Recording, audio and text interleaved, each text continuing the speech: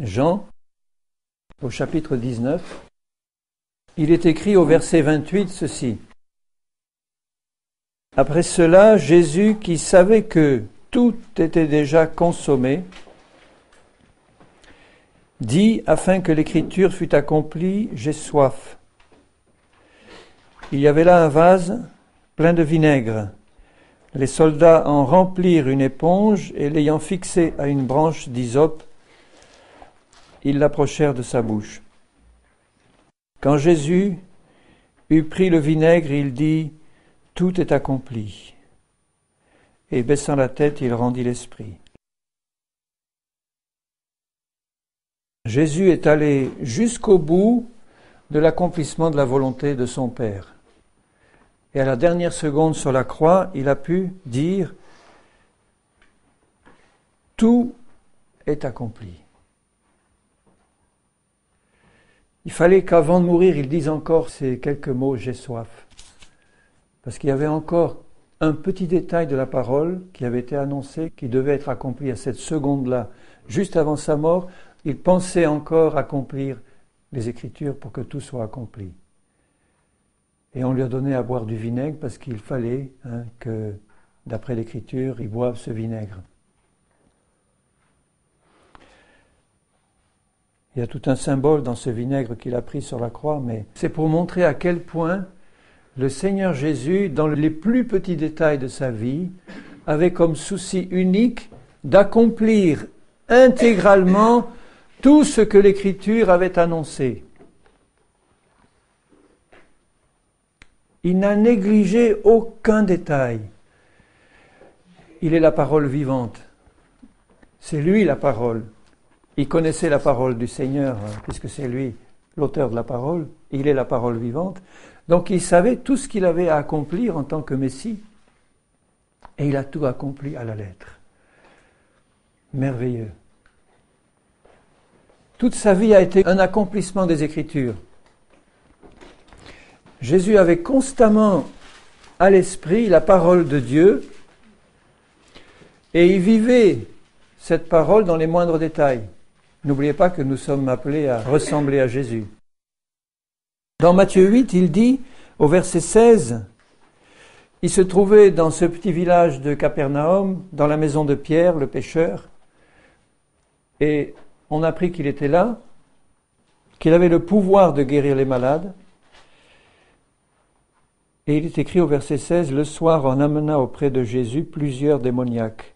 Il chassa les esprits par sa parole, et il guérit tous les malades. » Pourquoi ? Parce qu'il avait compassion pour eux, parce qu'il était compatissant pour leurs souffrances. Bien sûr, il était compatissant pour leurs souffrances, mais il est écrit là, « Afin que s'accomplit ce qui avait été annoncé par Ésaïe le prophète. Il a pris nos infirmités, il s'est chargé de nos maladies. » Donc il fallait que cette écriture soit accomplie, et pour qu'elle soit accomplie, il fallait que Jésus guérisse tous les malades. Tous les malades qui viendraient se présenter à lui pour lui demander, puisqu'avec le Seigneur, il n'y a rien d'automatique. Avec le Seigneur, c'est en réponse à la foi qui dépend, elle, de la promesse du Seigneur. Et comme Ésaïe avait dit que le Messie qui viendrait devrait se charger de tous nos péchés, de toutes nos iniquités, de toutes nos maladies et de toutes nos infirmités, il fallait que ça s'accomplisse en la personne de Jésus. Donc tu vois, il a guéri tous les malades à Capernaum parce qu'il fallait que l'Écriture s'accomplisse. Donc tant que le Seigneur voit un des siens malade, il y a quelque chose de l'Écriture qui n'est pas encore accompli et le Seigneur veut l'accomplir.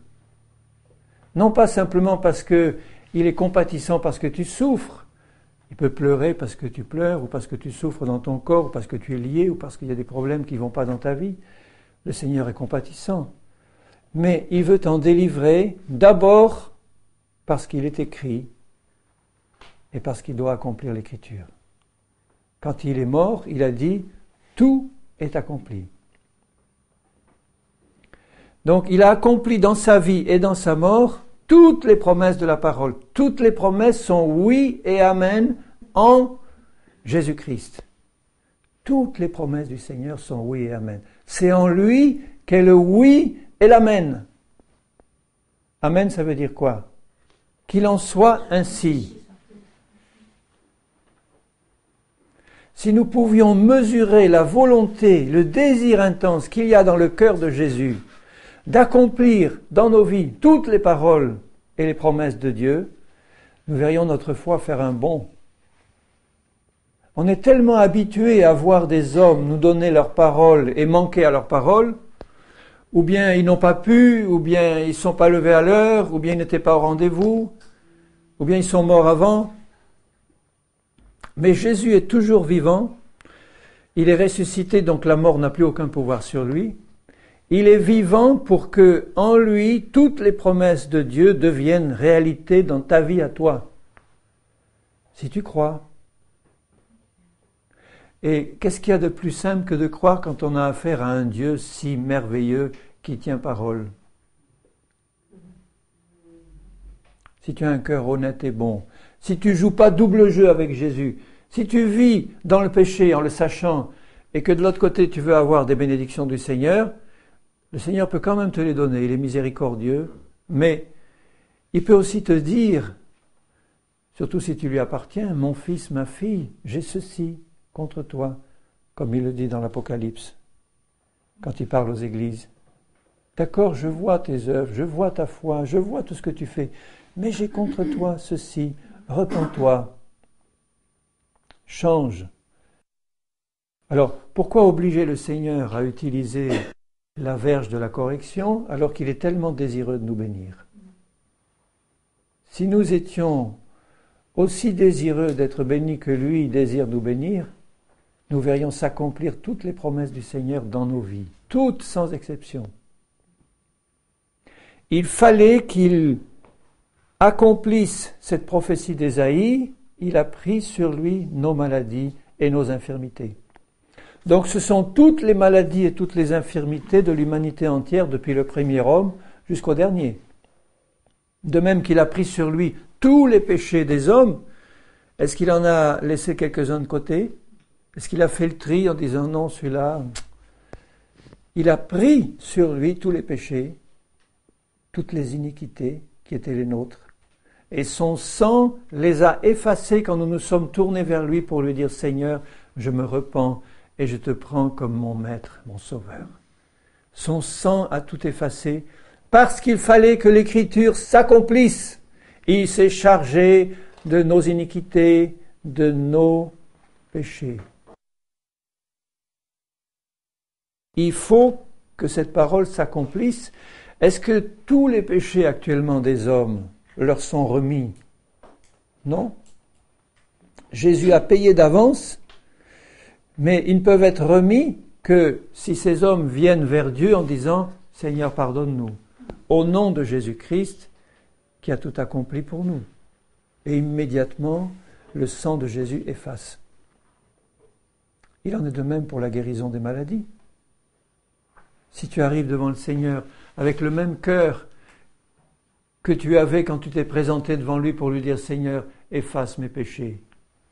Est-ce que le Seigneur a attendu 30 ans pour les effacer? S'il devait attendre 30 ans pour effacer mes péchés après ma conversion, je serais mal. Hein? Je serais très mal. Je sais que tout a été effacé à l'instant où je me suis tourné avec un cœur honnête et bon en acceptant le sacrifice de Jésus, en le comprenant, en l'acceptant par la foi. C'est par la foi que nous sommes sauvés. Ça peut prendre un certain temps pour que toutes les conséquences de mes péchés passés soient totalement éliminées de ma vie. Mais ça, c'est autre chose. Ça aussi, Dieu veut le faire. Puisque les maladies sont liées au péché de l'humanité, de la race humaine tout entière. Donc, quand je nais sur cette terre, je nais avec un héritage épouvantable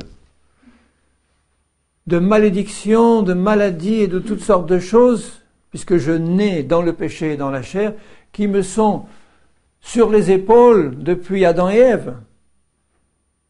Quand j'arrive au Seigneur Jésus et que je l'accepte comme Seigneur et Maître, ce qu'il a accompli à la croix enlève cet héritage. Et il veut me le faire savoir, sa parole m'est donnée pour ça, et il veut que je le croie. Il y a tant de chrétiens qui traînent un fardeau pesant. et qui me disent « Mais tu peux pas savoir toutes ces malédictions que j'ai dessus. Il y a une malédiction dans ma vie. Il n'y a rien qui marche. Je suis lié, j'ai des démons dessus ou dedans, enfin, des malédictions, des maladies, des atrocités qui pèsent sur ma vie. » Eh bien, la bonne nouvelle de l'Évangile, elle est pour toi. C'est que quand Jésus a tout accompli, il a juridiquement, totalement ôté de ta vie tout ce fardeau de malédiction, de péché, d'iniquité, de maladie, d'infirmité. Ensuite, il t'annonce la bonne nouvelle et il dit, prends-le dans ton cœur. Si tu le reçois, ce message, cette bonne nouvelle, dans un cœur honnête et bon, en Christ, toutes les promesses de Dieu sont oui et amen. Et si tu continues à garder les yeux sur Jésus, sans te détourner, parce que nous ne sommes pas de ceux qui se retirent pour se perdre, on peut se retirer pour se perdre. Mais si nous gardons constamment les yeux sur Jésus, la loi de l'esprit de vie agit constamment pour effacer, enlever de ma vie tout ce fardeau de conséquences de mes péchés passés, de maladies, d'infirmités, de malédictions et tout ça. Toutes les promesses de Dieu sont oui et amen en Jésus.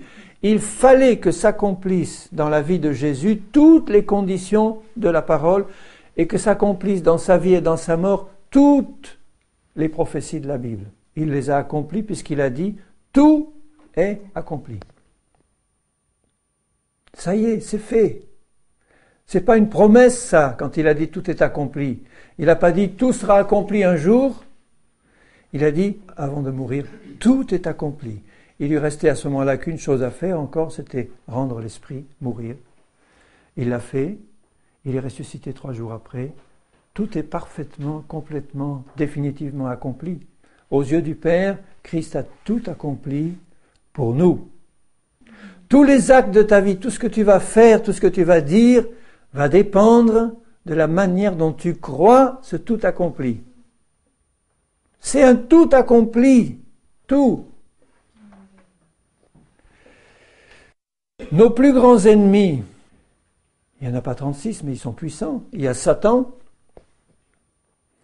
il y a le monde et son esprit, puisqu'il est le prince de ce monde, il domine le monde, et il a injecté dans le monde qui nous entoure, ce système humain sans Dieu, il a injecté tout son esprit à lui, de mort, de ténèbres, de mensonges, d'erreurs. C'est l'esprit du monde. L'esprit de l'Antichrist, c'est ça. C'est l'esprit de Satan, d'opposition à Dieu, d'opposition à Jésus, d'opposition à la parole du Seigneur.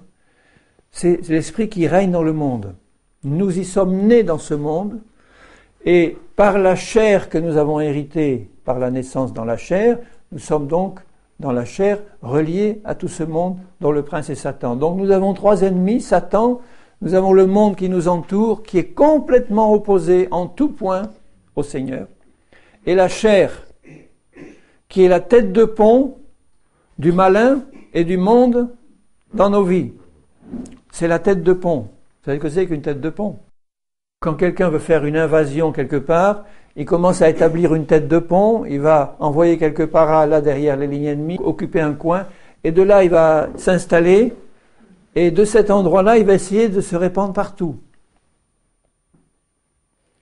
Donc il faut bien comprendre que quand Jésus a dit « tout est accompli », il a d'un coup et définitivement réglé son sort à ses 3 ennemis, Satan, le monde et la chair. Ça a été liquidé, réglé à la croix. J'aime bien prêcher sur la croix.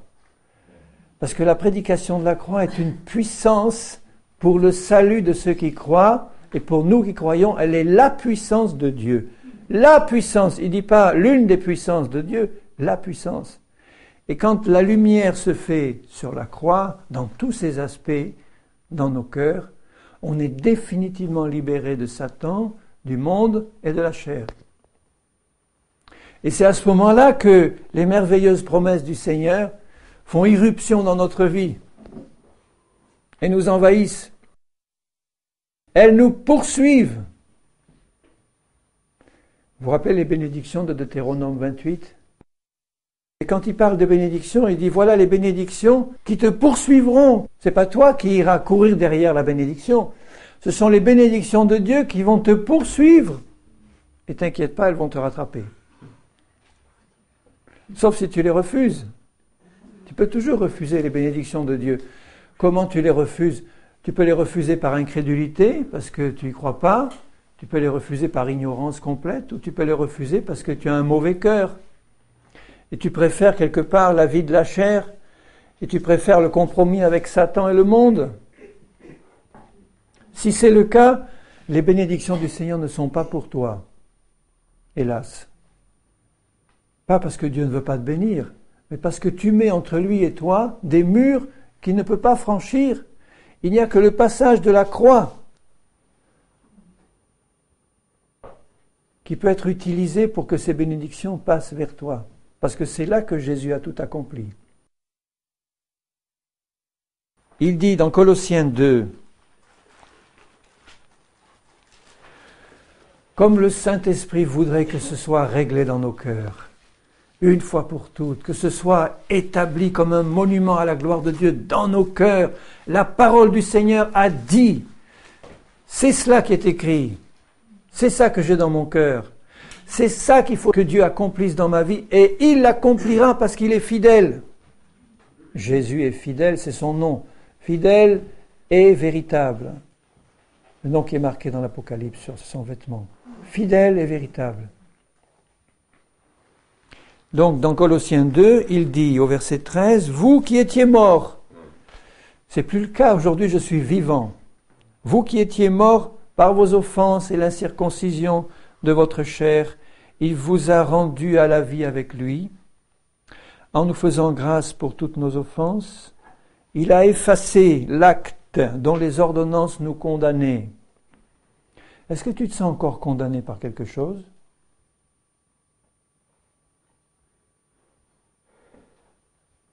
Si tu te sens condamné par quelque chose, ou bien c'est vrai, parce que tu as fait quelque chose de mal et tu ne l'as pas encore confessé au Seigneur, il faut le faire vite, et le Seigneur va effacer immédiatement, sans attendre, par son sang, cette offense qui attend d'être confessée. Mais si tu ne vois rien à confesser, que tu as tout confessé, que tu es en paix avec Dieu, tu dois savoir que le sang de Jésus a tout effacé. Parce que tu as un cœur honnête et bon, tu ne veux pas jouer avec le Seigneur, tu veux vraiment marcher droit avec lui. Il a effacé l'acte dont les ordonnances nous condamnaient et qui subsistait contre nous. Tu te rends compte que dans ce monde, tous ceux qui, comme nous étions avant, tous ceux qui sont actuellement morts par leurs péchés et leurs offenses, ils ont contre eux, là, affiché en permanence un acte terrible dont toutes les ordonnances les condamnent. C'était notre cas quand nous n'étions pas sauvés. Quelle situation pénible d'avoir sur le dos ce fardeau épouvantable. Un fardeau, un acte qui nous condamne. Voilà, tu es coupable de ceci, de cela. Et la condamnation, c'est la mort. Il l'a effacé, il l'a détruit en le clouant à la croix, quand lui a été cloué, et il a dépouillé les dominations et les autorités. Il les a dépouillées dans la vie de ceux qui croient en sa parole. Jésus a dépouillé les dominations, les autorités, donc Satan lui-même, qui est la plus grande des autorités de ce monde de ténèbres. Il les a dépouillées de toute autorité contre toi, si tu es dans la foi par rapport à la croix. Il les a livrées publiquement en spectacle.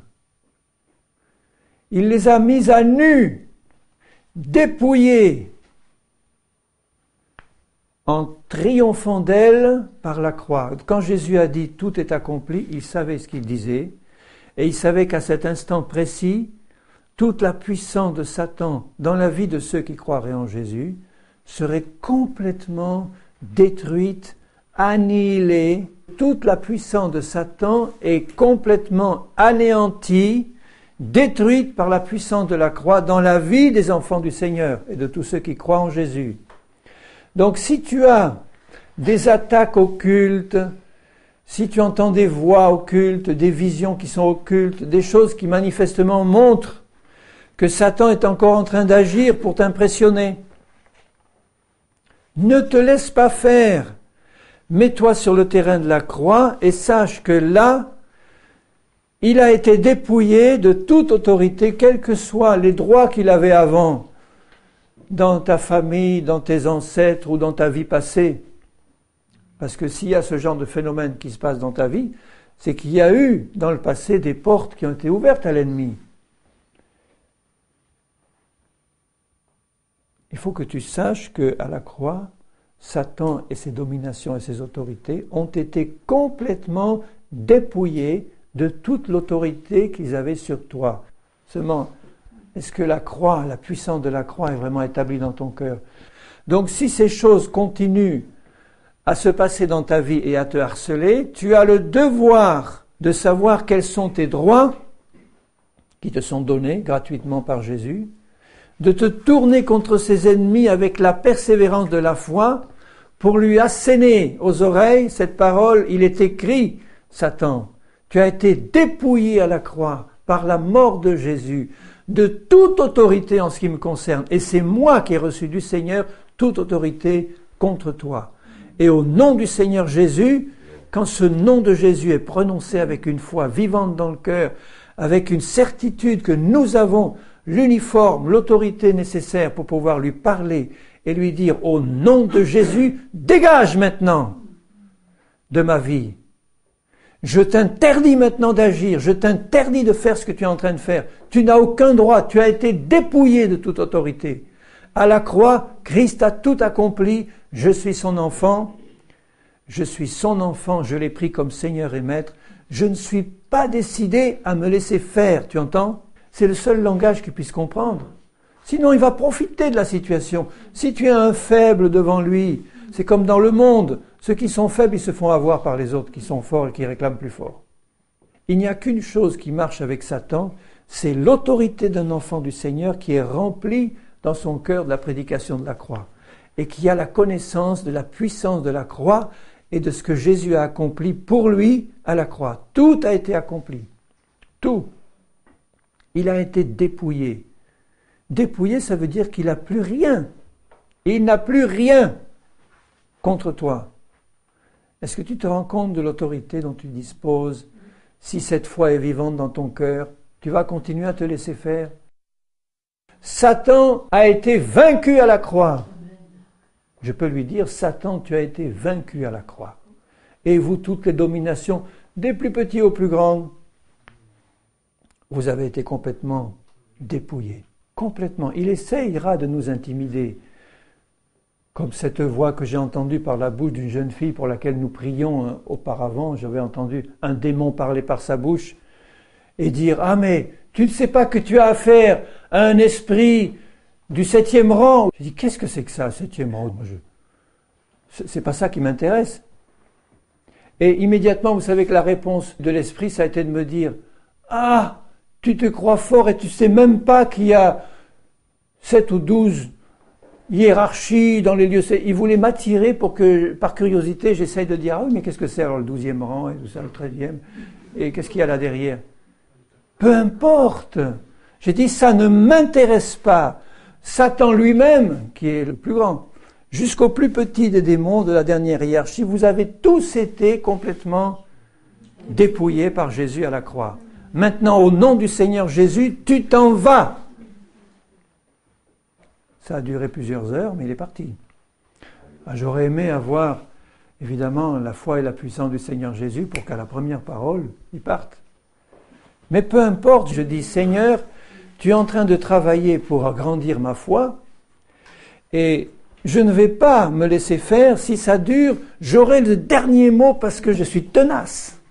Et au nom de Jésus, tu vas lâcher pied. Et quand Satan et ses démons voient qu'ils ont affaire à quelqu'un comme ça en face, je vous assure qu'il ne peut pas tenir. Il ne peut pas tenir. Continue. Regarde à Jésus qui est le chef et le consommateur de ta foi, et c'est Jésus qui va te renouveler dans la foi. Il va te redonner une dose de foi quand tu vas méditer sur sa croix. Vous savez que puisque la croix est la puissance de Dieu, si tu dis « Seigneur, révèle-moi les beautés de la croix, révèle-moi les mystères profonds de la croix, tout ce que tu as fait à la croix, ce tout accompli, je veux le connaître par cœur, dans mon cœur. Alors Seigneur, j'ouvre mon cœur, révèle-moi, remplis-moi de la prédication de la croix, de la foi qui vient d'en haut. Jésus, tu es merveilleux. Le chef et le consommateur de ma foi, celui qui l'a créé et celui qui l'amène à la perfection. C'est ça que ça veut dire en bon français. Le chef, ça veut dire l'auteur, et le consommateur qui l'amène à consommation, c'est-à-dire à la perfection. Donc quand tu regardes à Jésus en lui disant « Jésus, j'ai encore besoin d'une dose supplémentaire de foi, jusqu'à ce que ces gros méchants démons qui me résistaient 3 heures ou 6 mois, ils puissent partir au premier commandement et ils partiront à mesure que ta foi dans la croix, dans le message de la croix va grandir et que la croix va être effective dans ta vie à toi. Il faut que tu vives la croix. Si tu te contentes de dire au nom de Jésus qui est mort à la croix, alors que tu vis dans la chair, tu n'auras aucune puissance, peut-être vis-à-vis des tout petits de la dernière hiérarchie, du bas de la hiérarchie. Mais Satan lui-même et les gros de la hiérarchie, tu ne pourras pas y toucher. Tu seras constamment dépendant de frères et de sœurs qui ont plus de foi que toi. Merci Seigneur pour l'Église, mais Jésus veut que ta foi grandisse. Parce que tu n'en auras pas toujours à côté de toi des frères et des sœurs. Et Satan va attendre le moment où tu es tout seul pour te cogner. Il veut que ta foi grandisse pour que quand tu es seul, sans personne, et que l'ennemi t'attaque à ce moment-là, boum, dans les pensées, dans le corps, tu puisses te relever confiant, les yeux sur Jésus, et Jésus avec toi et dire maintenant Seigneur, on y va tous les deux. Tu es avec moi, ta main est sur mon épaule. Au nom du Seigneur Jésus, va-t'en! Parce qu'il est écrit, à la croix, tout a été accompli. Il a dépouillé les dominations, il a dépouillé les autorités. Tu n'as plus aucune autorité sur moi. C'est ça qu'il veut faire de toi. Un ouvrier combattant, rempli de foi et du Saint-Esprit. Maintenant, en ce qui concerne le monde dont Satan est le prince, eh bien, regardez ce qui est dit dans Galates. Ces chers Galates avaient commencé par l'esprit et ils étaient en train de retomber dans la chair, dans la loi, dans les préceptes, les ordonnances, respecter les mois, les fêtes, Noël, Pâques, etc. Et puis autre chose, parce que quand on commence à respecter la loi, eh bien c'est tout le reste qu'il faut respecter. Et comme on ne peut pas, on tombe toujours plus bas.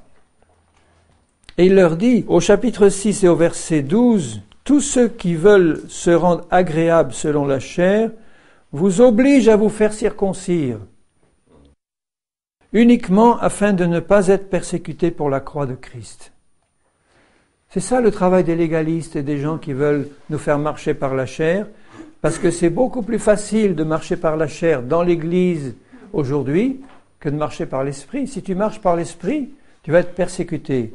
Et ceux qui veulent éviter la persécution, ceux qui veulent les faire marcher par la chair leur disent « Mais viens avec nous, c'est bien plus agréable, tu ne seras pas persécuté. Viens te faire circoncire dans la chair. » Alors que ce que Dieu veut, c'est une circoncision de cœur. Et il dit « Car les circoncis eux-mêmes n'observent pas la loi.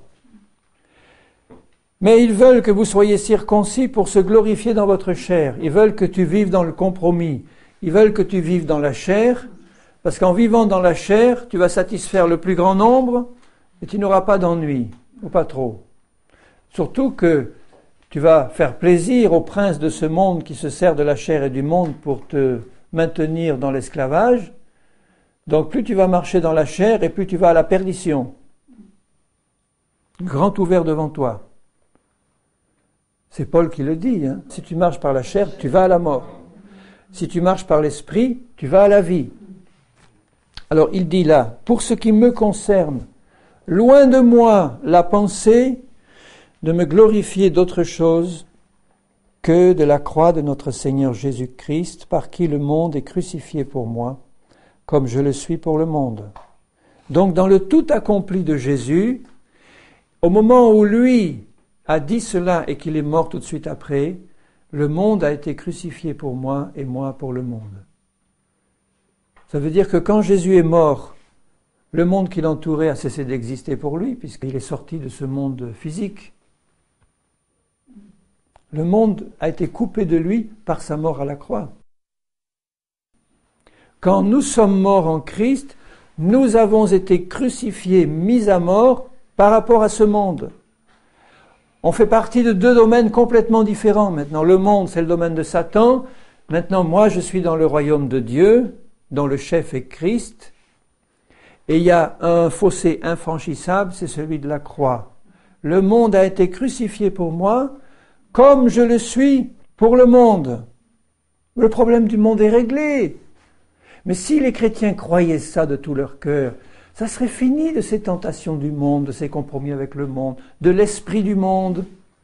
Si la croix était plantée et réalisée dans leur cœur, ils sauraient d'où viennent les mauvaises influences du monde, les mélanges, ils sauraient discerner les séductions de ce monde, tout cet esprit qui vient du monde. J'ai été crucifié par rapport au monde, et le monde, alors ça c'est la meilleure je dirais, a été crucifié pour moi, il est devenu mort. Moi je suis mort au monde, et le monde est mort pour moi. Et il ajoute au chapitre 5 et au verset 24, ceux qui sont à Jésus-Christ. Est-ce que tu es à Jésus-Christ? Ceux qui sont à Jésus-Christ ont crucifié la chair avec ses passions et ses désirs. Le monde est crucifié pour moi, mais si ma chair n'était pas crucifiée, le monde aurait toujours une possibilité d'entrer. La crucifixion du monde ne serait pas quelque chose de complet. C'est une œuvre complète, le monde a été crucifié, ma chair a été crucifiée. Ceux qui sont à Jésus ont crucifié la chair avec ses passions et ses désirs. Mais est-ce que vous ne pensez pas que tout est réglé? La chair est crucifiée avec ses passions et ses désirs, le monde est crucifié pour moi comme je le suis pour le monde, Satan et ses démons ont été dépouillés de toute autorité vis-à-vis de moi et de ma vie, mais tout est réglé. Tout est accompli par Jésus pour toi, mon frère, pour toi, ma sœur, pour nous tous. Seigneur, fais tomber les écailles des yeux et des cœurs.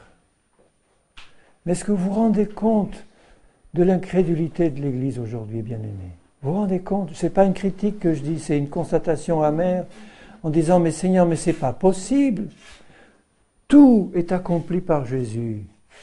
Si nous pouvions entrer et vivre dans ce tout accompli,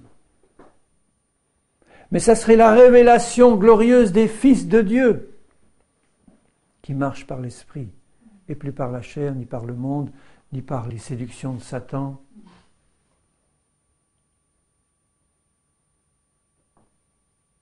Est-ce que vous pouvez comprendre ce fardeau d'incrédulité qui pèse aujourd'hui sur l'Église de Jésus-Christ, dans sa grande majorité?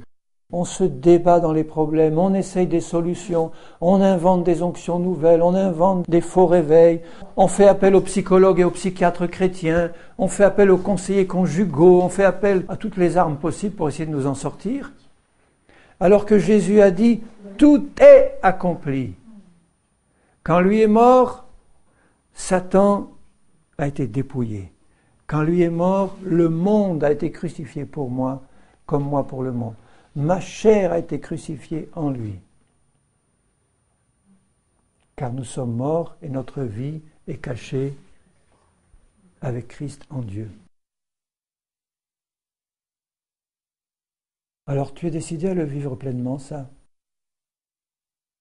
N'attends plus que Dieu fasse quelque chose pour toi tant que tu n'auras pas fait tout ce que tu avais à faire pour saisir tout ce qu'il y a dans la croix. Dieu nous a donné tellement de choses au travers de son Fils Jésus, qui a tout accompli à la croix. Tout est là, tout est passé, déjà.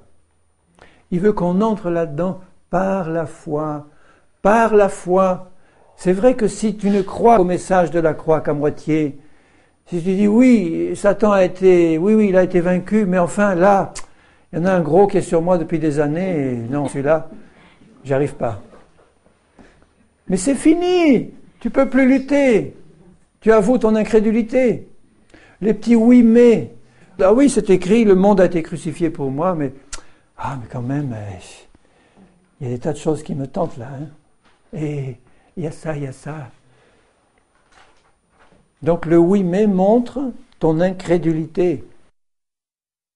Quand vas-tu te repentir de ton incrédulité? Je te parle en frère aimant, puisque je suis de la même race que toi. J'ai les mêmes combats et les mêmes problèmes que toi, et cette parole que je te dis, je la prêche aussi pour moi. Mais mes yeux se sont ouverts à la puissance de la prédication de la croix, et mon cœur s'est ouvert au message de la croix. Et j'ai la joie à entrer dans ce message, parce que je sais qu'il y a une pleine libération. Et je veux surtout pas me laisser enlever cet héritage par quiconque, qu'il soit homme, diable ou démon. Cet héritage, c'est le nôtre. Il nous a affranchis, ne nous laissons plus mettre sous le joug de la servitude, ni de Satan, ni du monde, et de ses méthodes et de ses hommes, ni de la chair. L'Église est presque complètement ligotée jusqu'au cou par Satan, par le monde et par la chair. Et puis on dit, il y a un grand réveil qui va venir maintenant, le grand réveil mondial avant le retour de Jésus. Il n'y aura pas d'autre réveil que le réveil de la croix dans les cœurs, parce que tout a été accompli. Et quand le Saint-Esprit aura éclairé la croix dans ton cœur, eh bien tu auras ton réveil à toi. Et s'il y a 3 personnes, 4 personnes dans une église qui ont reçu dans leur cœur et dans leur esprit le message de la croix, eh bien voilà un réveil de 4 personnes. Mais n'attends pas ces grands mouvements de stade et de foule qui s'arrêtent dès que l'évangéliste est parti. Et les gens se retrouvent avec tous leurs problèmes, pire qu'avant, parce qu'en plus ils ont eu leurs illusions déçues. Depuis des années qu'on entend parler d'un grand réveil en France, où est-il ? Où est-il ce grand réveil? J'ai lu des prédications, des prophéties datant de plusieurs années disant un grand réveil vient, 97, 98 peut-être. Mais rien, pas de grand réveil. Il n'y en aura pas d'autre que celui de la croix dans les cœurs. Le message de la prédication de la croix, c'est le même. Il est enfoui sous des tonnes d'incrédulité et d'ignorance, mais il a la même puissance pour ceux qui croient. Si tu as entendu ce message de la prédication de la croix, tu as ton réveil permanent pour toi. Permanent. Tant que tu restes dans la foi vis-à-vis de ce réveil. Alors maintenant, un avertissement sérieux pour ceux qui continueraient à vouloir marcher dans la chair, ou qui continuent à marcher dans la chair, alors que la croix a tout réglé pour qu'ils marchent par l'Esprit. Dans Philippiens 3,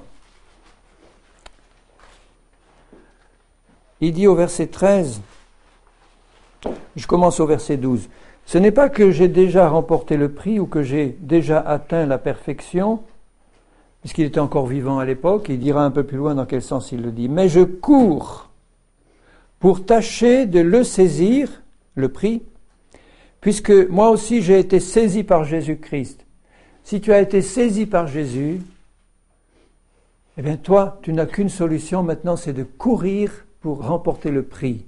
Le prix, c'est Jésus lui-même. Et il dit au verset 13, « Je fais une chose, je ne pense pas l'avoir saisi, mais je fais une chose, oubliant ce qui est en arrière, c'est-à-dire Satan, le monde et la chair, oubliant ce qui est en arrière, et me portant vers ce qui est en avant, c'est-à-dire Jésus et son héritage. Je cours vers le but pour remporter le prix de l'appel céleste de Dieu en Jésus-Christ. » Dieu le Père est là et il t'appelle. Vous vous rappelez que dans le jardin d'Éden, Dieu, à la tombée du soir, parcourait le jardin et il appelait Adam. Et il est parti se cacher parce qu'il était nu, il avait péché. Aujourd'hui, Christ et Dieu le Père et le Saint-Esprit nous appellent en disant « Qu'est-ce que tu veux faire de ta vie ? Tu veux continuer à vivre cette vie de défaite que tu vis actuellement parce que tu es incrédule ou parce que tu vis encore dans le compromis ou tu veux pleinement entrer dans l'héritage que la croix te donne, dans ce tout accompli par Jésus. On a un appel céleste de notre Père, la vocation céleste de Dieu en Jésus-Christ. Et il dit, nous tous qui sommes donc parfaits, ayons cette même pensée. Il vient de dire, je ne crois pas avoir atteint la perfection. Et il ajoute, nous tous qui sommes parfaits. Quand il dit, je ne crois pas encore avoir atteint la perfection, il regarde encore l'état où il est maintenant, sa course vers l'avant. Quand il dit, nous tous qui sommes parfaits, il a les yeux fixés sur Jésus, parce que c'est en lui que nous sommes parfaits. C'est en lui que nous sommes délivrés. C'est en lui que nous sommes sauvés. C'est en lui que nous avons tout. Tu regardes les yeux fixés sur Jésus, tu es déjà possesseur de tout ton héritage par la foi. Il dit, ayons cette même pensée.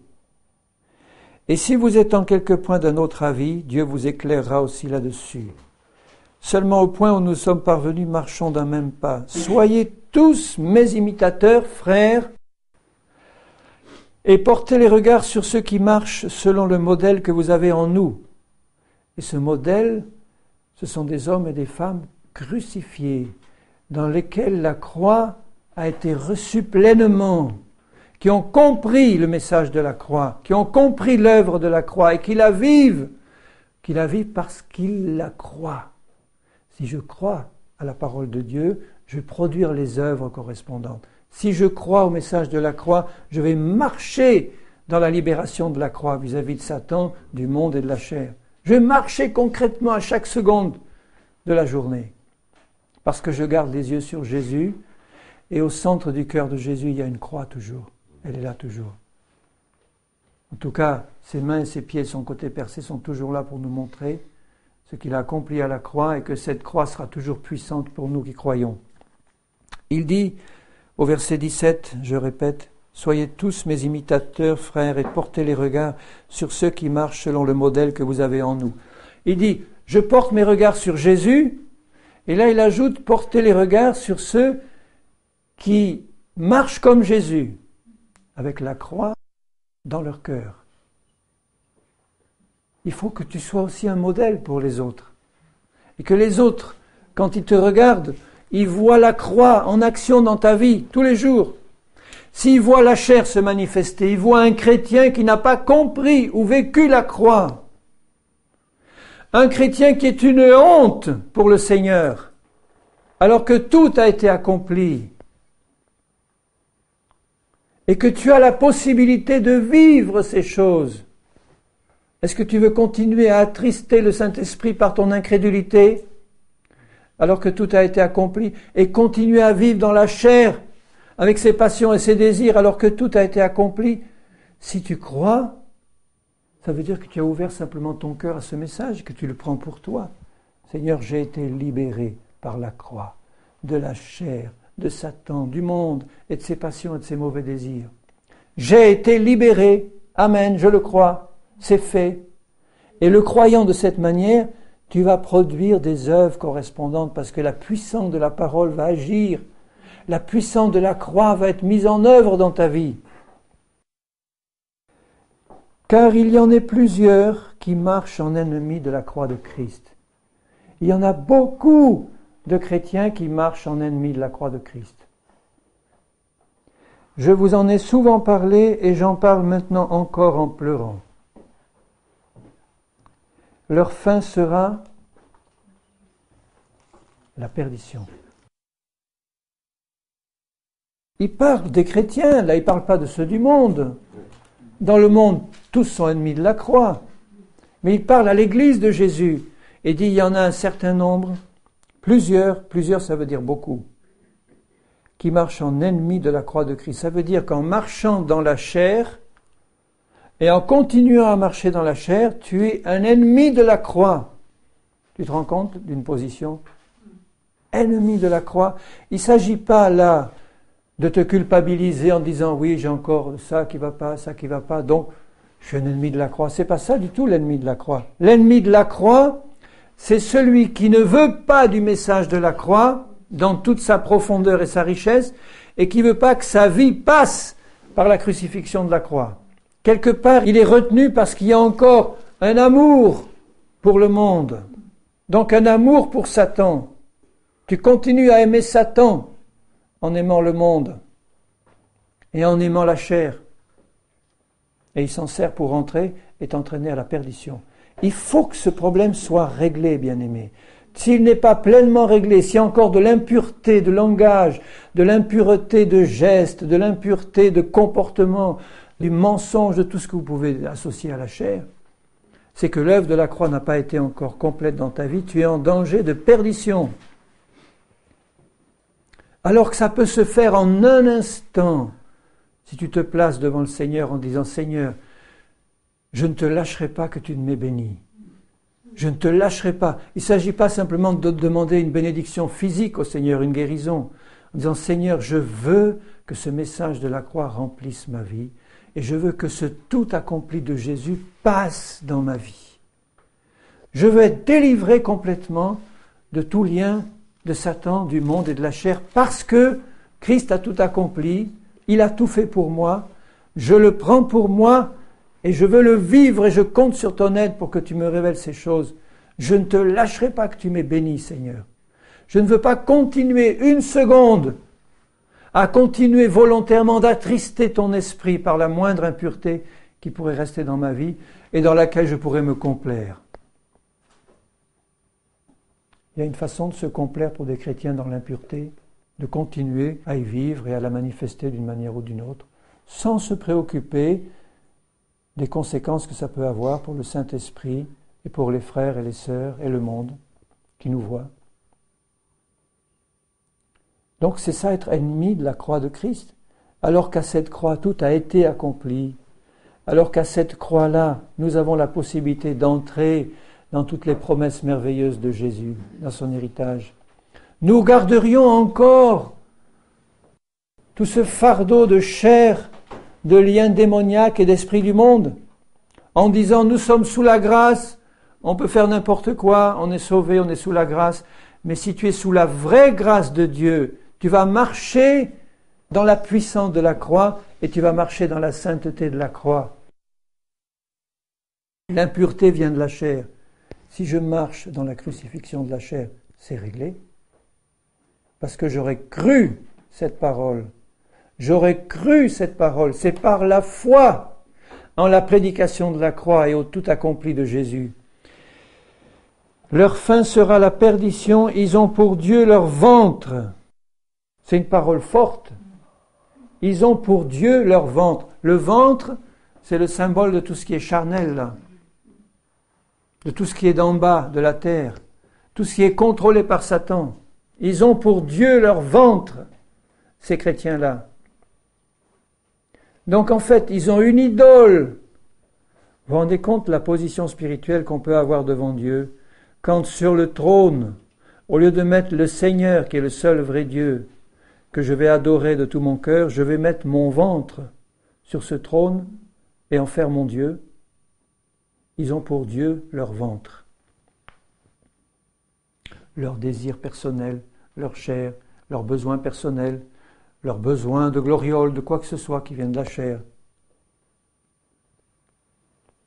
Ils mettent leur gloire dans ce qui fait leur honte, ils ne pensent qu'aux choses de la terre. Je ne parle pas de ceux qui ne sont pas nés de nouveau.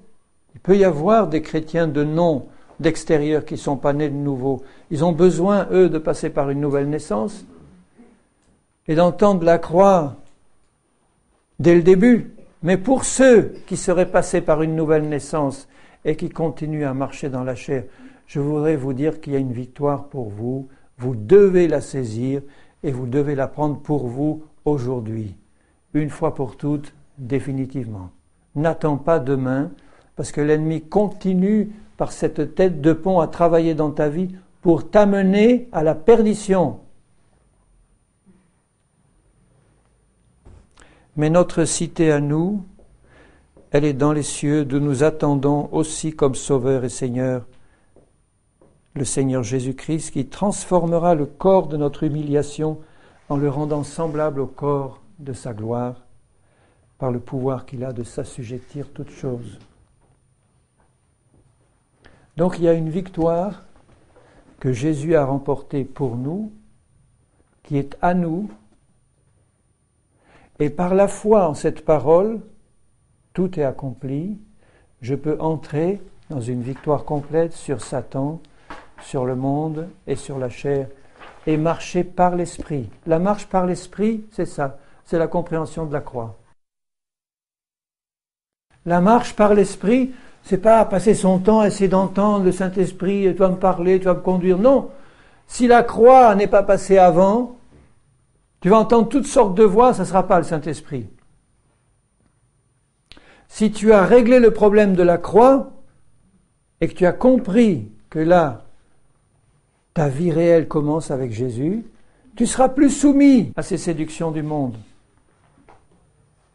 On est en contact avec des gens, mais qui sont sous les séductions de mystico-religieux, qui ont des visions de Sainte Thérèse, du curé d'Ars, et puis qui pensent être vraiment en accord avec le Seigneur, et que, enfin vraiment, ils n'ont aucune révélation de la Bible comme vérité du Seigneur, aucune révélation du Dieu vivant et vrai, qui a parlé par la parole du Seigneur, et de Christ, qui a tout accompli à la croix. Et beaucoup de chrétiens sont dans ce cas-là. Ça ne prend pas les formes qu'il y a dans certaines religions, mais il y a des formes de mysticisme évangélique qui sont tellement répandues aujourd'hui. On recherche des expériences, on a des visions, on a des prophéties, des paroles de connaissance et tout. Ah, c'est la grande puissance qui se manifeste. Ce n'est pas la puissance. La puissance de Dieu, c'est la croix. Tu vas voir la manifestation des fils de Dieu. C'est ça que Dieu attend. Manifester une fille de Dieu, un fils de Dieu. Que c'est beau un fils de Dieu qui marche dans la croix, qui a compris, qui le vit. Tout est accompli. Seigneur, ma prière, c'est que ce tout accompli passe dans nos vies complètement. Que ça devienne un tout accompli pour nous aussi, Seigneur. Que tu illumines les yeux de notre cœur pour que nous puissions comprendre ce tout accompli de la croix. Cesser de vivre dans ces compromis avec Satan, avec le monde et la chair, pour entrer dans une vie par ton esprit. Seigneur, je demande ton pardon pour nous tous. Je demande que le sang de Jésus fasse une œuvre profonde.